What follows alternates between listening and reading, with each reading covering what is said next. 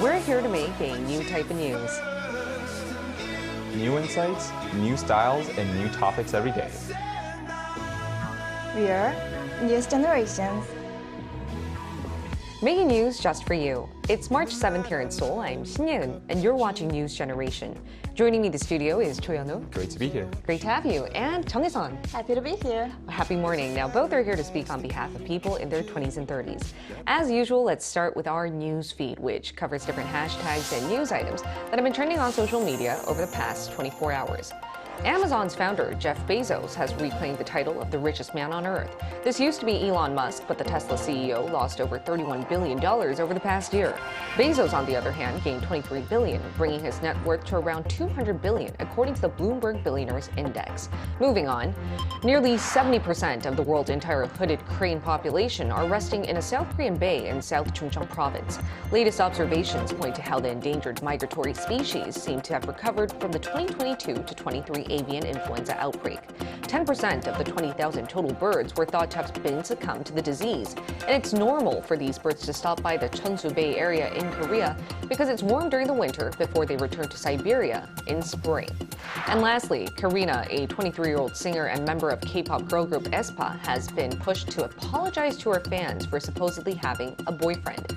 Last month, it was rumored that the girl group member was dating a Korean actor named Lee Jae-wook.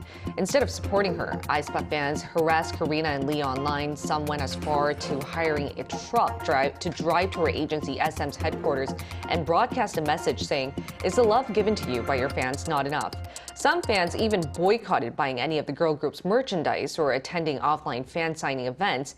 And since the situation has spiraled out of control, Karina uploaded a handwritten letter on her social media and she apologized countlessly, saying she recognized how she had disappointed her fans and that she would try to not let them down again. And it's not the first time a celebrity in Korea had to apologize over a part of their personal life being disclosed to the public, though, and especially over dating rumors, because it used to be culture for agencies to ban new stars or freshly debuting artists from dating altogether because they wanted fans to think that their idols were completely accessible. But this type of social atmosphere has definitely stirred up some controversy, and I'd like to ask our panelists here in the studio if K-pop idols or celebrities should they have to hide their personal life for the sake of fans who pour their attention and money for their artist's fame, or do you think this is too excessive? Well, the first thing came up with me was idols are also human beings.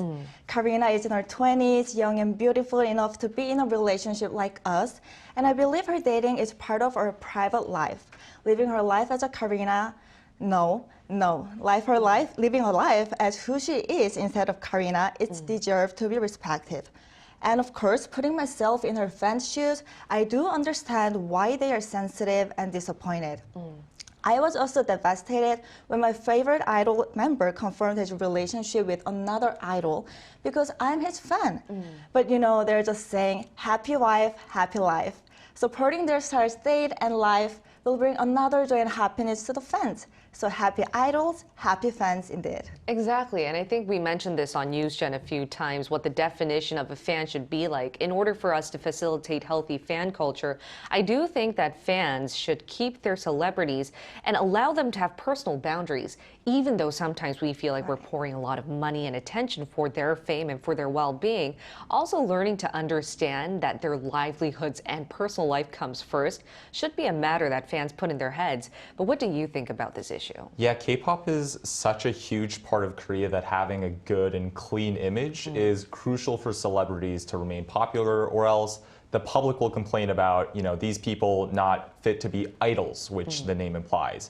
It's almost as if they have to be perfect and pure, which I think brings a lot of burden for a lot of these celebrities because they can't even be in an open relationship. I understand the reason behind this because fans love seeing, interacting, and talking with their fans. But I do feel like respecting their own personal life and privacy would be in the best interest of the idol if the fans were really rooting for them. I was nevertheless surprised by how much controversy this brought, becoming like a social and economic issue as well. Exactly, affecting the girl group sales in total, whether it be merchandise or not boycotting to go to offline fan events. And I think this really shed light as to whether South Korea's fan culture is going in the right direction, and we'll hopefully see some developments, positive ones. But in the meantime, we're now going to turn to our main discussion topic of the day. The reason why we have Hyunwoo and Haesun in their Letterman jackets today in the studio is because they are the youngest of our NewsGen members. Hyunwoo's still in college and Haesun's just graduated from university, and this is a major hint as to what we'll be talking about. Take a listen to find out more. In South Korea, the school year typically starts in March and ends in February of the following year. This means that now's the time most universities are welcoming 새내기, which in Korean refers to new students. Before COVID-19, there was a ritual most Korean freshmen would go through. That would be first going to an orientation session, or 세터, which translates as Freshman Learning Center. Just before the semester kicks off, freshmen would be able to meet their colleagues, professors, and second or third year seniors to get a heads up on how to adjust to college life. It's tradition for most to drink here. Then once campus is open and classes start, freshmen would go on group blind dates. Membership training or MT traveling with classmates or club members are also held regularly. But since the pandemic, strict social distancing measures changed how Korean university freshmen enjoy their first year of college. Then how exactly has the pandemic prevented Korean university students, specifically freshmen, from enjoying their first year of college? To find out, we're going to be asking two of the youngest panelists on NewsGen. Hyunwoo, you've entered university in the peak of the pandemic, and here in Korea, we call them the most unfortunate class students, given the fact that you guys couldn't really enjoy much large gatherings and stuff like that. But could you tell us a little bit more about how college life has been for you so far? I mean, at least for me, college life here in Korea has been pretty fun. Because I attend George Mason University's Korea campus, which is an American university, it's an interesting dynamic with both American and Korean aspects of Korean culture. And I did enter university in that unfortunate period of COVID-19 being still around. So I did unfortunately miss attending in-person events like one of the highlights of being a freshly admitted student, like the new student orientation. But I actually held it virtually using a software called GatherTown, where people have like avatars and can move around this virtual 2D game-like space. And having been the student body president as well, I would say that college is when you actually start having real responsibilities as an adult. But it's also fun because you have friends and peers to help you on that way. And Korean culture of being, focusing on doing things together, I think helps with that. Yeah, for sure. And Haesun, though you're not in college anymore, you are still a fresh graduate. So walk us through how you remember college life, especially because I think for you, you had the advantage of enjoying college life before and during the pandemic, right? Okay, then let's say it's advantage to enjoy both. Yes, indeed, I graduated last August, and now I am a freshman in the workplace. And yes, again, I experienced both campus life before and after and during the pandemic. Before the outbreak, my life was like a dream and full of gatherings, as you can see the photo. I joined the student council, went to MT, traveling during the weekend, enjoyed every festival and sport events, and even held a one-day bar near the campus. Also, I made a matching timetable with my friends so that we can have lunch together or at least take a walk together around the campus with a cup of coffee. However, the pandemic changed my life 100%. All my classes were via Zoom or pre-recorded and no gatherings at all. The worst was that even the midterm and the finals were conducted via Zoom. So sometimes we had to record ourselves and send the videos to the TA to prevent any possibilities of the cheating. I really hated that life, so actually I took a semester off. So from a whole new world of bright side to the whole new world to the bad side. So you really had a complex and very fulfilling experience in my sense, because you've tried everything out. And right now, we're now in the first week of the spring semester. The academic calendar has kicked off here in Korea. And in light of it being a new semester, we're going to walk our viewers through the college roadmap most freshmen go through here. So Hyunwoo, could you tell us some distinctive traits a lot of Korean freshmen who go to college here experience? Yeah, there's a lot of things that are unique to the Korean college experience. We put a lot of meaning into the sense of belonging, for example, your major or the clubs that you're involved in, which we make kind of friendship circles in. Age is also a really important factor when it comes to Korean universities because there's a very unique senior-junior relationship called the 선배-후배 culture in Korea, where you treat your seniors with respect and they take care of you in return. That relationship kind of gets passed down when you become an upperclassman yourself, which I find really interesting. And also, like, there's this age culture, I think, even in even though you're in the same class. For instance, even though I was in the class of 16, I was 1 year older than my colleagues. And so they would still call me 언니, but then there's that little age culture here in Korea, because if you think about it, though you're all in the same class, you're all considered friends, but we have different ways we would label and call each other. So now, Haesun, as a college university student who's attended one here in Korea, what would you say are some distinctive experiences? Well, as Hyunwoo mentioned before, or Yen mentioned before, I can say that the biggest trait is the 학번, which is the year of entrance and the department belongingness. We have our own group chat, clubs, rooms, MTs, and even a jumper, like you can see, with our department logo on the sleeve. And there are also a lot of meetings between departments, so I highly recommend to focus on your group chat because all the notice will be on there. And in the same context, freshman itself is a big thing. There is even a nickname for freshmen, and in my university, we call them baby eagles. And each department and college has its own freshman orientation organization, which helps freshmen get to know their seniors and friends, get used to the new system, and we also establish a community or platform for them. Also, as most Korean college freshmen can drink, this group also takes care of them not to drink a lot. I was actually a member of a central freshman organization, and we spent about almost a whole year to plan a couple of 200 people-sized official events and some gatherings for freshmen. So you can see how important it is. You guys really nailed it in the bud. I think in summation, I could say, number one, if you're a freshman here in Korea, you have to be well aware that there's a lot of online group chats. That's where you get all the notifications, whether it's club activities or different events held by the department. And also, as Haesun mentioned, there's this concept of meetings, and it's not literal. It's actually like group blind dates. You get to meet people from different departments. It's a great dating scene. And I guess the second trait could be the fact that you have a mentor. You really rely on your seniors or even professors sometimes to help you navigate your way. And third is all the different uniforms or like the Letterman jackets that you can have. I think in Korea, the biggest trait for college students is that collectivism culture.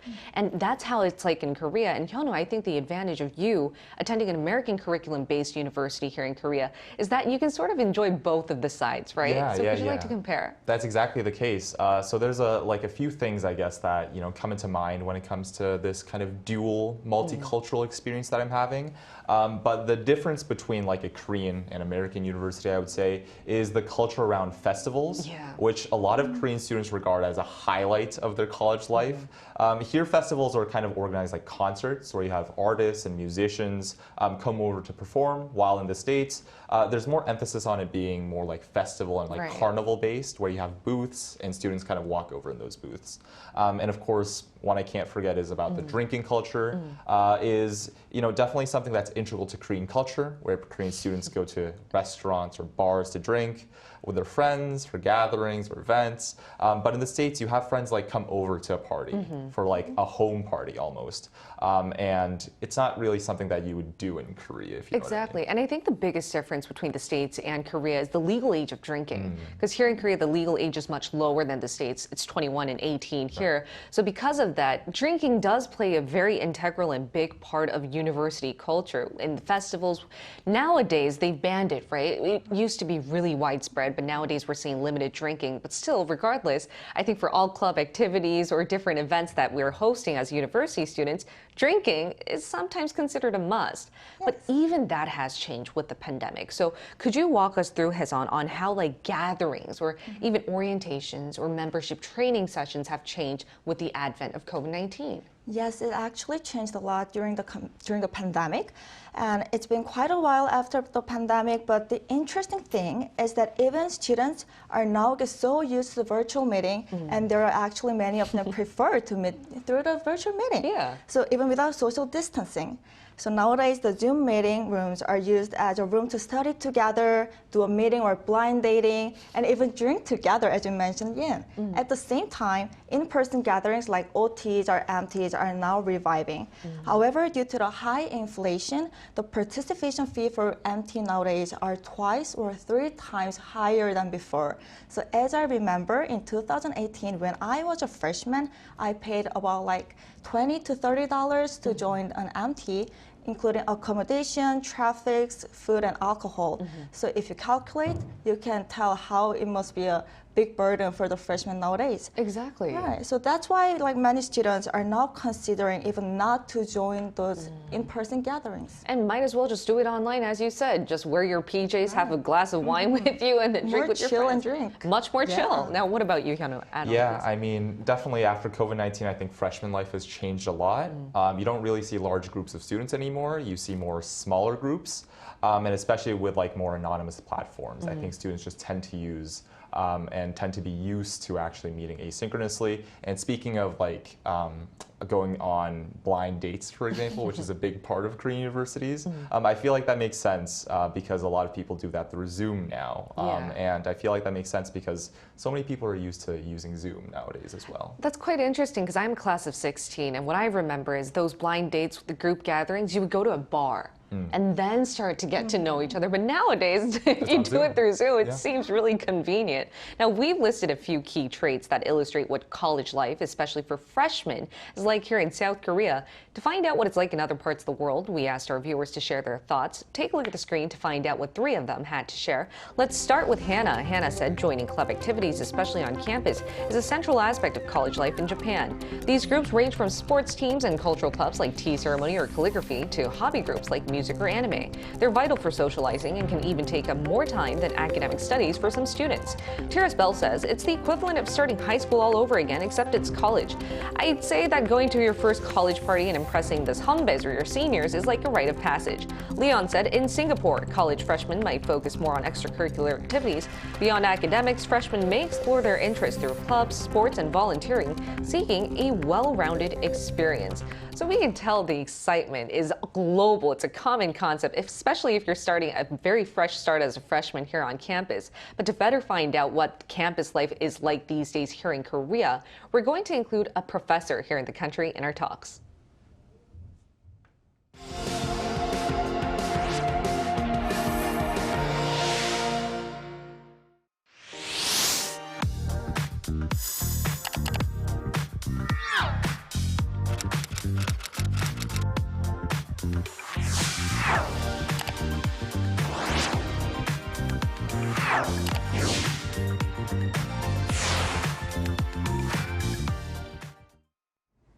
To add more depth to our discussion, we're going to turn to a professor at a Korean university. It's Associate Professor Hannah Chun from the Graduate School of International Studies at Ewha Women's University. Welcome, Professor Chun.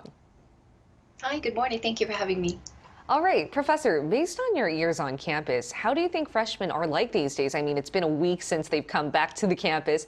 Apart from what we've mentioned, any notable traits they have or distinctive ways that they're enjoying campus life compared to older graduates? Right. Well, apart from looking super young, I think in many ways they're very much like their seniors, especially as the new semester begins. There's a lot of optimism and anticipation, a lot of positive energy, and I think freshmen these days are really eager to try new things and have new experiences outside of the academic curriculum. Sometimes I wish I had more interactions with them, especially at the undergraduate level.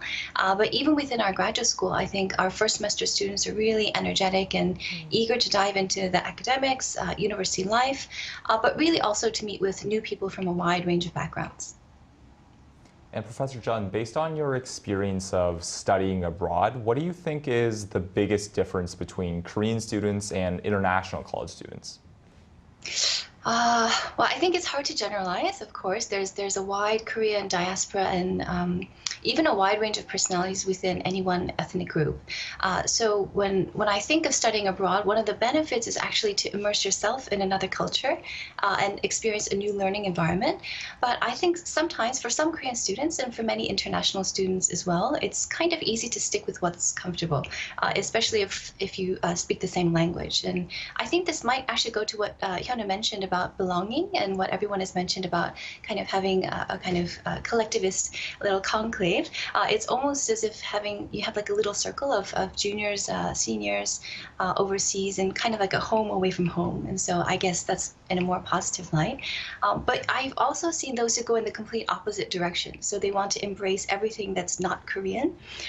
So you get a real kind of authentic overseas experience. And so in general, I think you find this kind of gravitation towards kind of similar interests and values. And I think for Korean students, but also for other international students, that's actually quite similar. I see. Okay, Professor, I have one last question for you. So following the pandemic, are there any positive changes to freshman campus life or anything you'd like to see from pre-pandemic things come from? I think almost everything has been positive after COVID. It was really hard, I think, on students as well as faculty. You mentioned, meeting through Zoom. It might have been comfortable in terms of you can take classes in your pajamas, but I think in terms of the quality of learning and the quality of teaching, nothing really beats the kind of offline, in-person experience. I know our university and other universities made a lot of efforts to make sure that we didn't sacrifice our curriculum, but I think we're really happy to be back in the same classroom together, or maybe that's just the professors, but we don't want to take that kind of offline experience for granted. I think lastly also it's really important to learn how to interact with people and how to work in groups, especially how to navigate kind of diverse social settings. And I think these kind of critical skills are really, you learn them uniquely in that kind of offline classroom setting and not on Zoom. And so hopefully we can take that attitude forward, and we look forward to seeing you more. Exactly. I can't agree with you more because as Haesung mentioned at the very beginning, now that most of us, after graduating, we're freshmen in society, I think university is the time for you to build interpersonal relationships and social skills for you to better adapt at your workplace. Thank you so much, Professor Chun. It was a pleasure talking to you today. Thank you so much. All right. Now, as an ending note, I would like to ask our panelists any tips on how to better enjoy campus life here in Korea. I have a lot to say, but first thing I have to say is I would say to try a lot of things out, especially if you're a freshman, and find out what you like doing and what you're actually good at.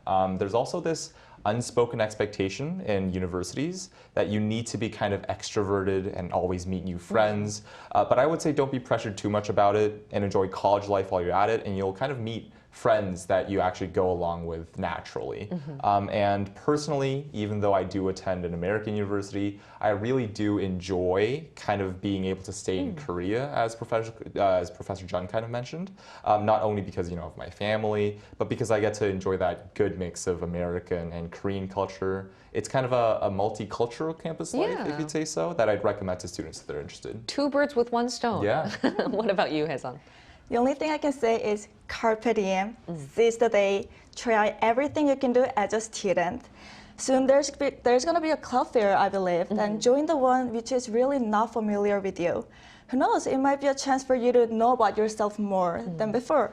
So the first thing I realized as soon as I graduated is that there's no more any fence that can protect me. I have to choose everything and I have to take all the responsibilities following them, and it's really different from the student life. So, and still my source of energy is the memories from my campus life, and I still wish I have enjoyed more, and I miss those days too much. So I hope the freshmen not to be afraid of the new challenges and just enjoy the moment so that they don't regret later, missing the days that cannot come back again. I think you couldn't have said it any better. Carpe diem. Because this is the time for you to enjoy everything and try everything out and enjoy your new semester. In the meantime, we'll be here every day from 9:30 to 10 a.m. Korea time, bringing you more topics young people are talking about. Special thanks to Chun Thank you. and Jung-san. My pleasure. All right, and thank you everyone for watching. We'll see you tomorrow. We are New Generation. Generation.